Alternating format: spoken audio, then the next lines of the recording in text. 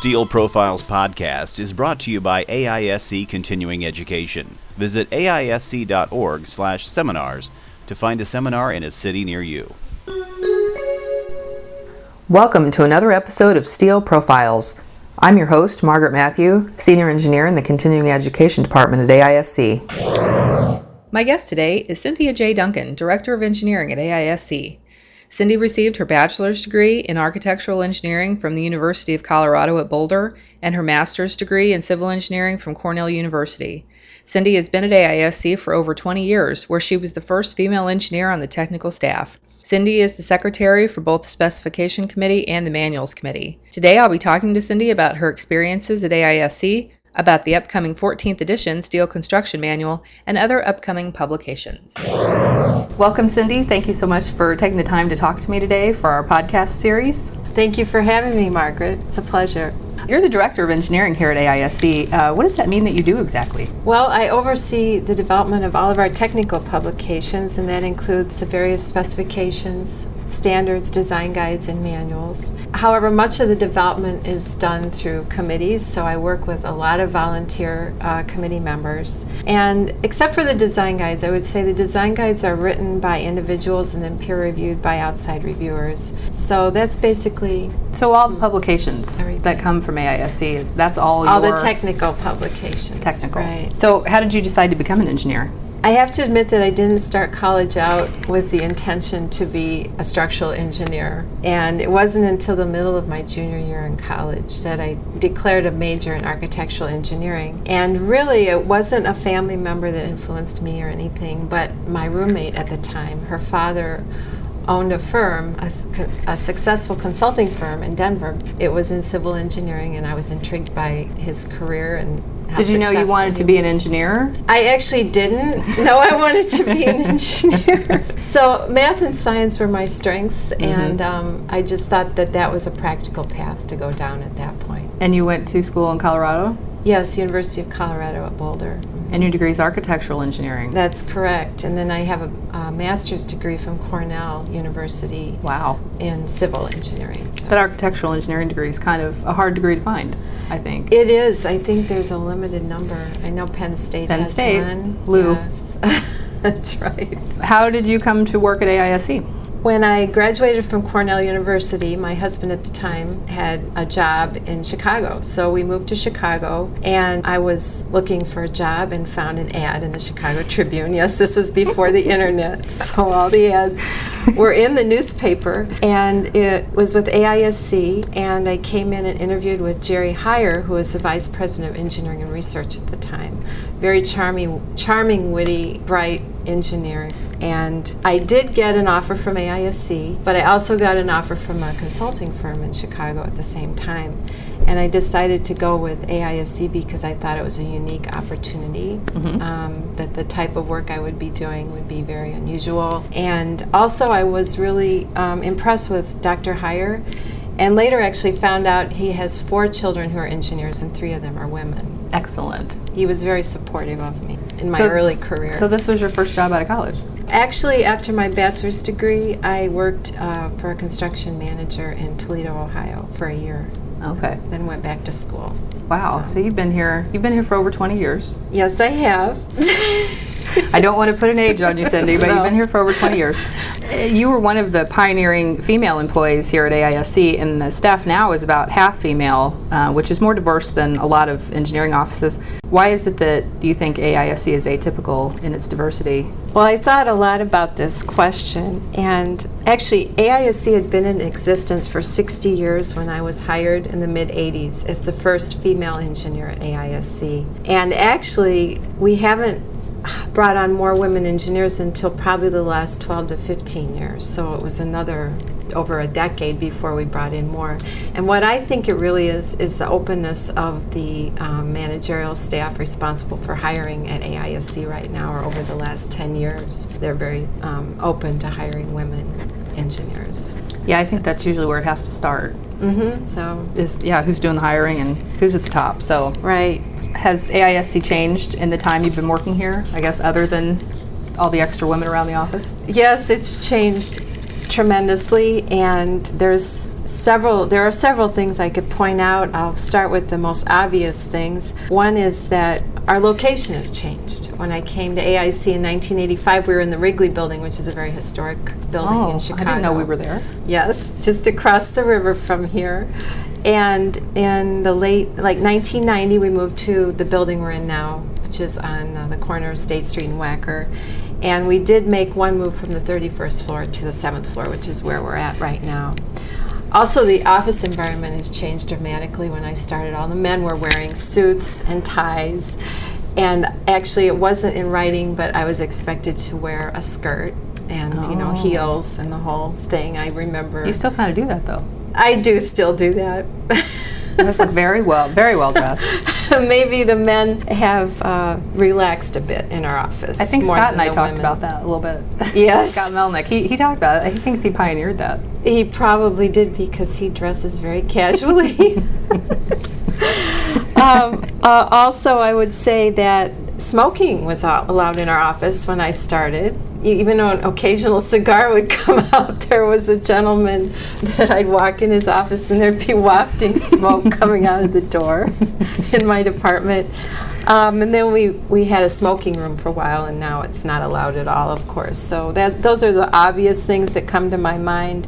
The average employee age has decreased. I remember Scott Melnick mentioned that in his interview also. The average age of the employees has decreased. A lot of the people after I came to AIC retired, I'd say within the next 7 years. They retired everyone in my department. I think AISC is more customer oriented than we were back at that time. We offer a lot of free stuff to our members, free design guides, free standards. Of course, this comes with the advent of the internet. Sure. We didn't have that at that time, so you had to buy the specification. So we give a lot of free things on our website. And also the change in the fee structure for members has changed. That changed in the early 2000s, I believe. So we've increased our number of professional members tremendously. It's over 25,000 now, and I think it used to be under 10,000 easily before that. Also, we have the Solution Center that answers all the technical questions that come in from consulting engineers or students. And when I first started at AISC, we actually had to take turns answering calls, and we'd get cold calls that the receptionist would just decide which one there'd be like 3 or 4 of us that they'd forward calls to, and we'd have to answer whatever the question was. And of course, I was an entry-level engineer, so a lot of those questions were really a challenge for me. And then we came to the point where we just said, all right, one person, which was Patrick Newman for a while, would answer all the technical calls, which was a lot easier because it was hard to get your work done when you were constantly interrupted with this phone call. You never know when it was coming in. So the Solution Center is now much more organized. And they've that's been all they around do. For 10 years? About the same time as when we redid our professional membership structure. I think that all came in around the same time where we started up EPUBs, and it was all around that same time period, around the turn of the century. Oh, it is the turn of the century, isn't it? Yes. And then also one more thing I want to mention is the National Steel Construction Conference. Used to be 2 conferences. It was the Engineering Conference and the Operating Personnel, I believe, conference, which was more oriented to fabricators and industry people. And so by combining them in the 90s, at some point we combined them into one conference. And that has increased in attendance tremendously. Those are the things that come to my mind. That's a lot of things. At AISC, and I'm sure I've just touched the tip of the iceberg. That's good, though. Constant change. Kind of always keeps things new and fresh and growing. Right, and it keeps it interesting. Yes, so definitely that's interesting. Partly why I'm still here, probably.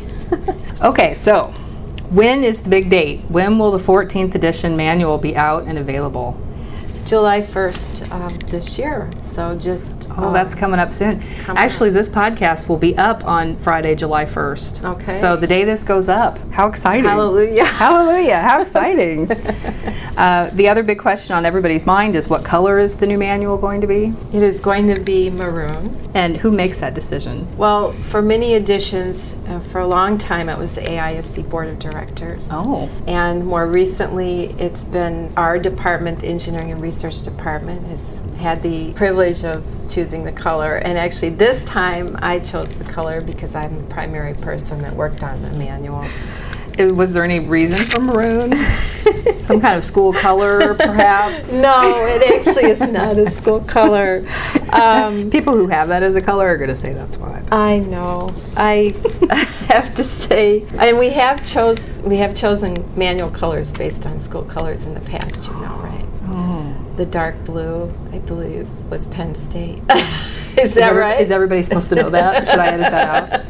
Anyway, first of all, I like the color maroon, I have to say. But second, and maybe more importantly, it is the color that was the 6th edition manual. Oh, I was going to say, has it ever been maroon before? Yes, which came out in the early 60s, I believe around 1963. And it contains some important changes in the specification. It's where high-strength steel was introduced. Oh, okay. K-factors and second-order effects were incorporated. And therefore, because of that, I think that the color exemplifies innovation in state-of-the-art steel design. So, excellent. So there is a reason. yes, there is a reason. Well, good. I didn't know that. So now when people ask me now, I'll know. Okay. I get asked that a lot on the road. So what do you think is the most significant change in this manual compared to the 13th edition? Well, there's a lot of important changes, but the manual actually contains the 2010 specification. And the manual is based on the specification. It's important to remember that. The manual is not the standard, and the standard is not the manual, but when engineers specify in their contracts, they should specify the specification for structural steel buildings. And one of the big changes in the specification in 2010 is that the bolt shear strengths for bearing type connections were increased by 10 to 12%. And so therefore, many of the tables related to connection design in the manual have changed based on that change in the specification. I think that's probably the most overwhelming change that's affected many parts of the manual, and including the single plate connection design procedure also was revised because of that. So that's the most significant. Yes, I think that's the most important change. Is the rumor true that this manual will be available electronically? Yes, the rumor is true. The manual will be available in PDF format, and there will be special pricing structure if you buy both the manual in printed format and the electronic version. If you get both, it's going to be $275 for members and $550 for non-members.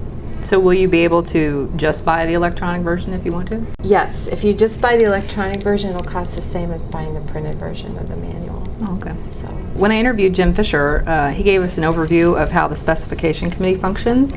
Can you give us an idea of how the manuals committee works? it works a lot more, I would say, casually than the specification committee. As you know, Margaret, you're involved with both. Yes.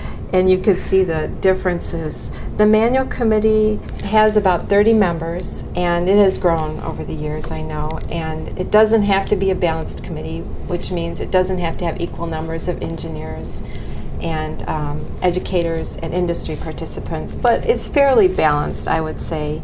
We have 5 manual subcommittees, and they're the working groups under the main manual committee, and those are relatively new. We just started those for this last edition of the manual. So they discuss topics or questions that have come up through the Solution Center primarily, and then also some of the ideas come from within the committee. And then they come to the main committee if there's questions or it needs more discussion. The main manual committee discusses these changes, but sometimes they don't even bring it to the main committee. It just gets into the manual and doesn't have to be voted on. But that's because the manual is really based on the specification, which does follow a very regimented process. So we don't have to address negatives. We just take ballots at the meetings, and as I said, not everything's even balloted.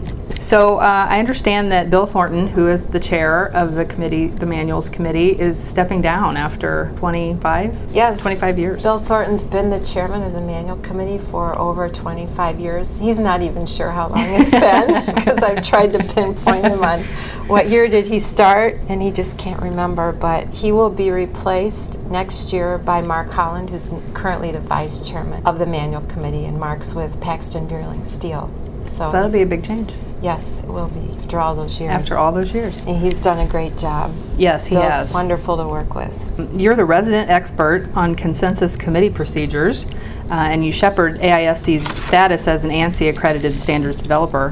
What does that involve, and how has it changed AISC's processes from the time when AISC was not ANSI accredited? Well, I'd say the process has become much more regimented, and I think the committee, when I was younger, starting out, there'd be arguments within the committee, and just the stronger argument, the stronger person would win the argument.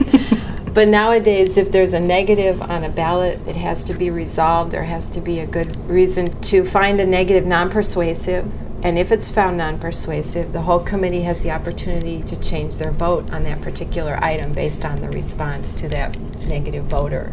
And I've actually seen with the 2005 specification, I saw negatives be upheld by the committee. So the process really works better this way, I believe. And the committee does have to be balanced, has to be fairly equal parts of consulting engineers, academics, and general interest, which that category includes people from NIST and just basic welding consultants. We have someone with Lincoln Electric, Dwayne Miller. So the committee is very balanced, and we have actually two committees right now that are ANSI accredited. That would be the Committee on Specifications and also the Connection Pre-Qualified Review Panel, and they approve the pre-qualified connection standard for special moment frames, intermediate moment frames. The Committee on Specifications approves the main specification as well as the seismic provisions and the nuclear specification. I would say that the process is more regimented, but I do think it works. It's a good much process. Better, yes. You're famous for keeping things on schedule. What's your secret? And I don't really think there is a secret. I think that you just need to set a schedule at the beginning of the process and stick to it. And that's what I do. We're about 6 years out, 5 to 6 years out from our next specification. So at the November meeting, I'll have a schedule all set for the 2016 specification that will show when we're going to have our first ballot, our second ballot, our third ballot, and if there's a fourth ballot, and usually there is a fourth ballot, that will be on the schedule. And I give that to the task committees because they're the working groups under the specification committee, and they know when that date comes, They better have their stuff done. That's right. They have to have their stuff done, and that goes in the first ballot. We go through that, and once we get to the last ballot, they know that's their last chance to get a change in. And anything new has to go into the next edition, and it's just rolled over to the next cycle. And that's worked very well, I'd say, for the three specifications I've been responsible for here. So you're just very organized. You have to be very organized to do, Yes. I think, what I do, because I do manage several committees now. Yes, and all the publications, yes. I'm putting it astounded all kind of at all the together. different things that you juggle. Thank What do you think would be the most surprising thing to an engineer who uses AISC's information about the work that goes into creating that information? I have actually heard people that come into our office and we'll show them the engineering and research department say, "This is it?" I thought there'd be like hundreds of people here, working on all these publications and answering all these questions, and it's just a very small department. I think we're around 12 total. But actually the technical publications that we work on, there's probably about 3 of us that manage just that part.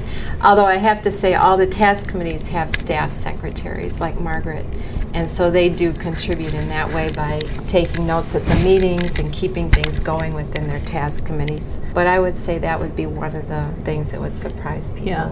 I don't think people realize how many volunteers we have that serve on our committees. Exactly, and that I have to give the volunteers credit, because really when we put together the specification, there's nearly 100 people involved on all the task committees that work on the various parts of the standard. And so they really are putting the work together, and we just have to process it and manage it and organize it and review it. And keep it on schedule. Right. So how many different editions of the manual have you worked on? Well, the first one would be the first edition LRFD manual that came out in Oh, that was your first. 1986. I worked I on have that one. It's that lighter blue one. And then I worked on the infamous 9th edition, the green manual, which yes. everybody loves and holds dear. I also worked on the 2nd edition LRFD manual, volume 1 only. And the metric manual, which many of you probably are not familiar with. It was the orange It's the only orange one. And it was not hardcover. Oh, it wasn't? No, it's soft-sided. But we did do a metric manual back in the later 90s, 1990s. Was it different than...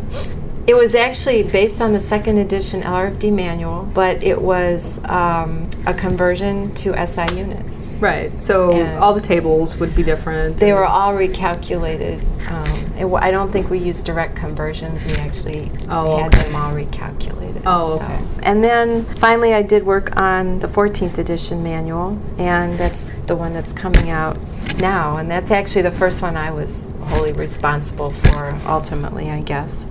And then I did work on the specification that's appeared in both the third edition LFD manual and the 13th edition manual. So we talked about you've been with AISC for over 20 years now. So you were at the helm for the historic 2005 specification and the 13th edition manual. How difficult was that undertaking? Well, it was actually a long process because if I look back at my records, we started thinking about this in about the year 2000. And we put together an ad hoc development group that consisted of people like Jim Fisher and Joe Ura, Bill Thornton, some of the leaders, Stan Lindsay, who was the chairman of the spec committee earlier. And we looked at the overall specification and tried to figure out, first of all, how were we going to combine ASD and LRFD, because AISC had decided we were going to maintain both methods, and as long as ASCE 7 has both methods, provided AISC will support that. And we looked at a couple different options. One was to put ASD in an appendix, which similar to what ACI did. Another was the side-by-side format, which is what we ended up with, and that's what AISI used in their cold form specification. And it was Hank Martin, who was with AISI at that time, that actually brought that idea forward. And that's the route we decided to take. They also looked at the overall organization of the standard, looked at the appendices to decide what kinds of things should be in an appendix, and that was then decided it would be things that are less frequently used. And so those are relegated to the appendices. So overall, looking back, I don't think it was that difficult. I think it was difficult for some of the members of the specification committee. I don't want to mention names, but the father of LRFD was very upset that we were bringing ASD into the same cover as LRFD. And so there were some very spirited discussions at some of our meetings. And I'm sorry I wasn't around yet to hear those. I didn't get to hear those. Things haven't been quite that lively since, I don't think. That was a big change for a lot of people to put both methods into one manual. I'm sure it was. But overall, again, I think because we started early enough in the process, it went very smoothly. So even just the compiling and figuring out how to show things side by side, I mean, that seems like that would be difficult, just to figure out how to organize it. Yeah, well, what we did an initial ballot of the specification committee and just said, do you approve this layout? And that kind of set the stage then for the whole specification, and we could go ahead and put the whole thing together just based on, we did maybe a couple chapters, laid it out, this is what it's going to look like, and they signed off on that. So then we knew going forward no one can vote negative on this particular aspect again, which simplified things a lot, I think. Yeah, they had their chance. Right. Have to give them the chance, that's the important thing. You're also in charge of the seismic provisions and the new seismic manual. What's the current status of the seismic document? The 2010 seismic provisions has completed approval and has ANSI accreditation, and it's in the printing stages. And I expect to see that out by the end of the summer. And the seismic manual is actually well underway. This would be the second edition of the Seismic Design Manual.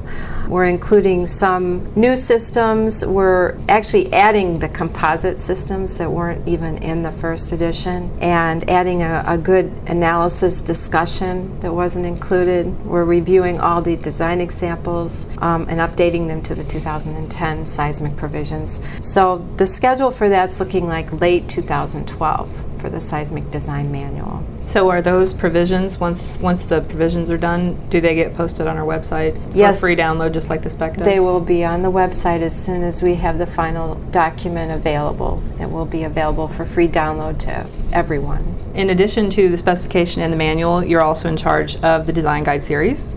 Can you tell us what's coming down the pike as far as the design guides?